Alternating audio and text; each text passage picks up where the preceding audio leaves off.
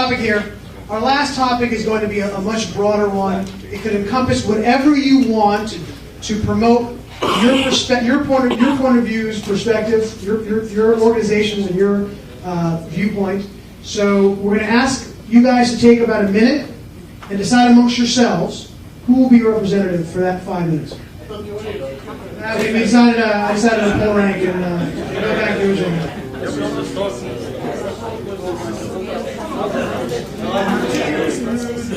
1 minute.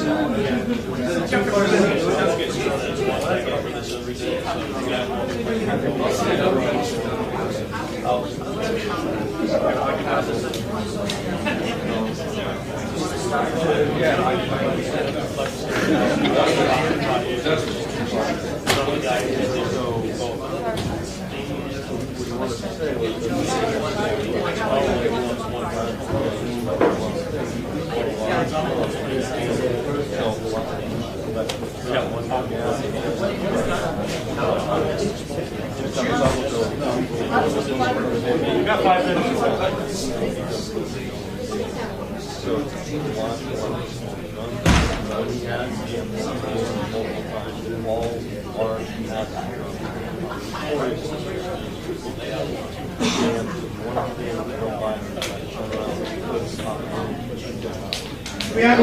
Harrison, are you the on the Tea Party side? Okay. Now, by the way, you guys should feel if there's a point not being made, you can whisper in his ear as the other person is talking. If there's a significant point you think is being missed, but the only people who have access to the mic are these two gentlemen right here. So you can hold the mic forever. No. Although I like your thinking, it's creative. All right. So again, the question will be, or the broad topic is, why is your perspective the correct one? And you can discuss capitalism, socialism, whatever you guys want to bring into the topic is free to be brought in. Voter ID, we didn't talk about that? Okay. I'm not going to answer that question. I don't have certainty that our solutions are the best one. But I think the way I want to summarize and end this up, the big differences and the big contrast between these two movements, and as many of you pointed out, I think it does fall down to a difference between individualism and collectivism.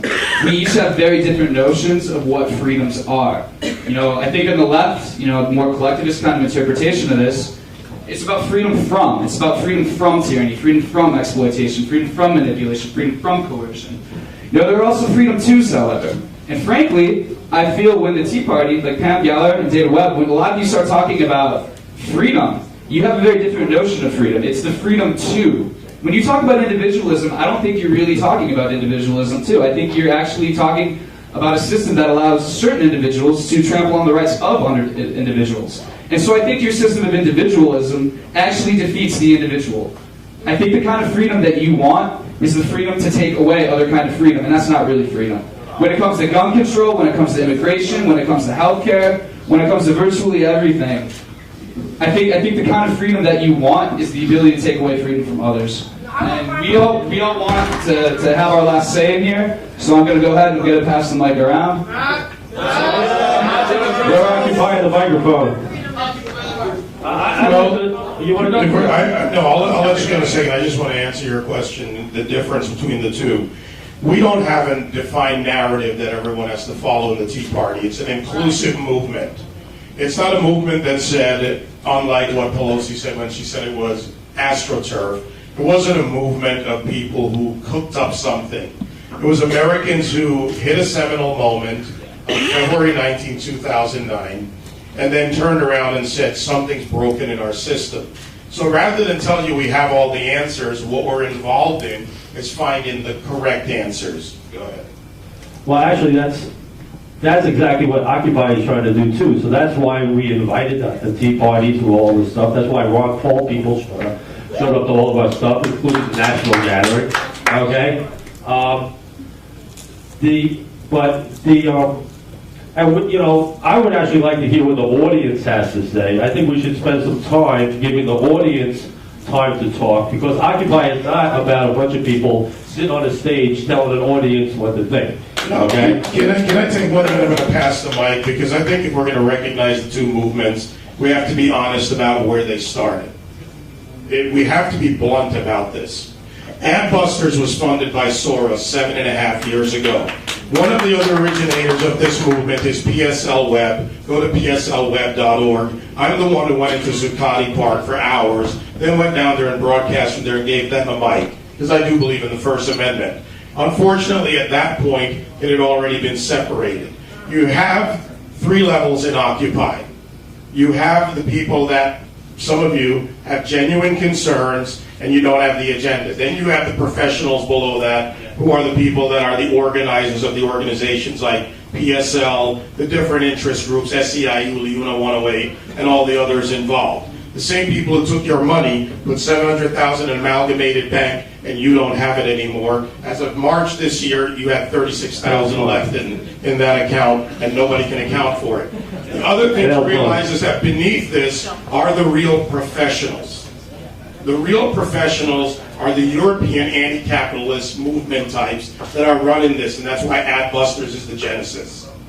That was designed to bring it here, to change the narrative from what the Tea Party had done by bringing it back to limited, effective, efficient, and constitutional government, and it turned it into class warfare. See it for what it is. It is the institutional left. Obama graced them, Pelosi graced them, Reid graced them, Sheila Jackson Lee, the Congressional Black Caucus, which I call the corrupt Black Caucus, and all the others who funded a movement that, while there were people who have genuine concerns, the underlying tone of this and the reality is it is an anti-capitalist European movement.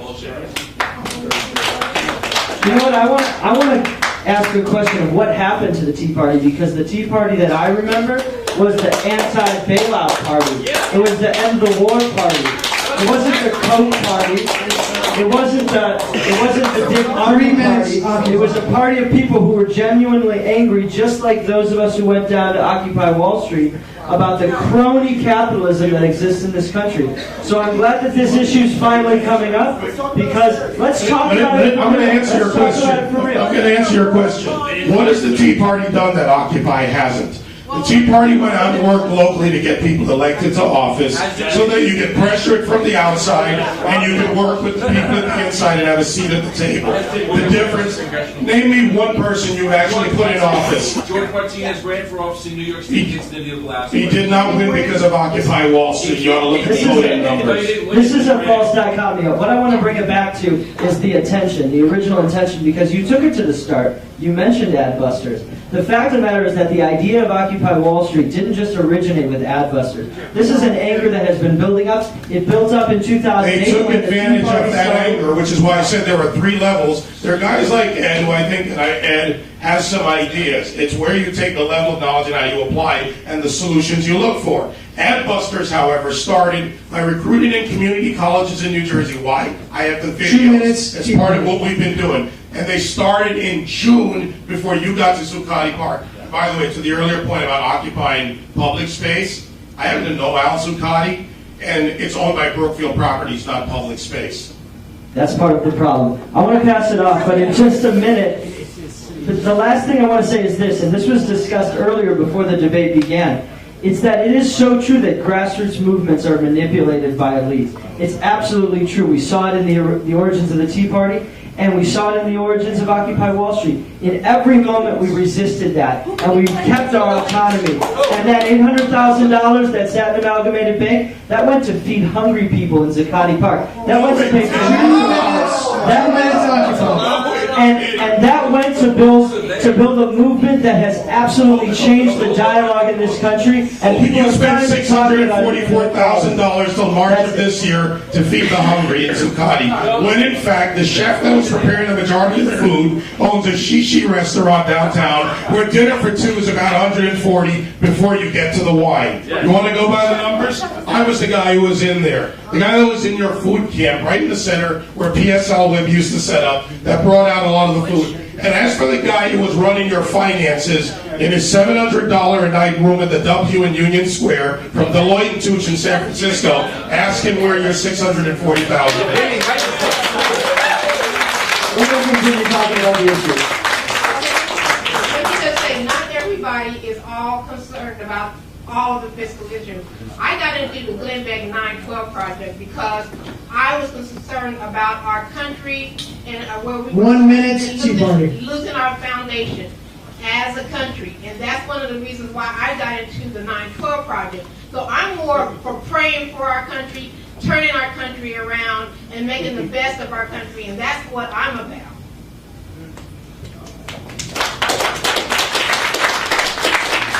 I think the basic difference is that you guys have great hearts and you want to help the world. But the problem is you want government to get involved with your healthcare is universal healthcare is government.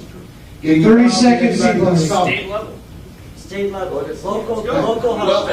You can't have That sounds something at the Republican. state level with 50 states, plus Guam, plus Puerto Rico. Every state has it, so some states might not want to have it.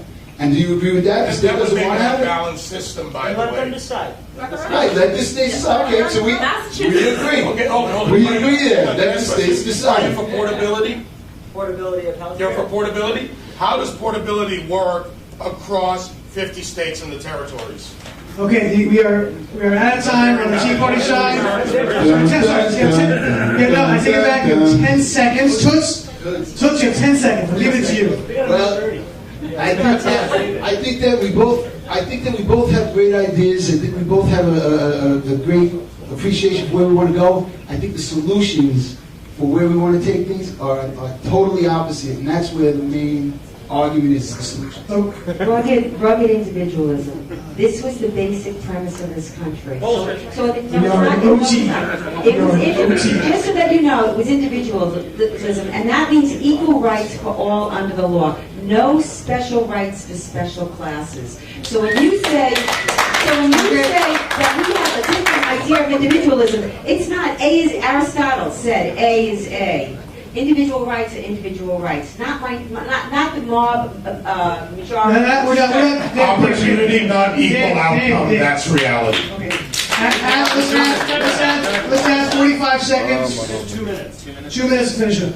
Cooperation versus competition. Oh my God! That's what we favor. Cooperation versus competition. And that's not individualism, that's collectivism. Community. Community. Not collective, it's community. All right, so Pam, I have to thank you for what you just said in terms of the land of opportunity, in terms of your vision, and in terms of rugged individualism. I think it's beautiful. It's awesome. It's what our country was founded on. Unfortunately, it's not a reality right now. If you look at the statistics, if you look at the fact that there's over 1,700 Black and Latino men that are stopped and frisked every day. Their Bill of Rights, over 1,700 every single day in New York City, right? 1 minute. So you look at that. That is a total complete infringement on people's ability to maintain a job. You're stopped and frisked. You're taken down to the precinct. You lose your job because you are late for work. Yes, not necessarily taken down. Patrol guide, nobody's got pages on. David. I'm not you, Lair. Now walk over me. And I think you all have gotten to know me a little bit. And I was stopped and frisked when I was 21 years old, getting a master's degree in education and teaching in the South Bronx. 30 seconds. I walked out of my building. So if you look at the way in which our land of opportunity and the pursuit of happiness is then curtailed by our government and the policies that they're making right now, that's not the vision that we as occupiers want to have. We want to actually be able to sit there and say, you know what? You're born, you're going to get some health care, because once you're healthy, you can then receive the top-notch education, and then you will actually get a job that actually pays you a living wage. 10 seconds. 10 seconds. You pay for it. Excuse me? Not everybody wants an education, not everybody wants a job. You can respond. You have 10 more seconds to respond. 10 seconds to respond. Yeah. As a teacher to hear that, as a teacher to just witness and hear that, it really depresses me. Okay. And I do believe that. Now we're gonna out of time. Oh. And now we're gonna add one more wrinkle to this. I think we're having a good time. Yes. Are you enjoying this?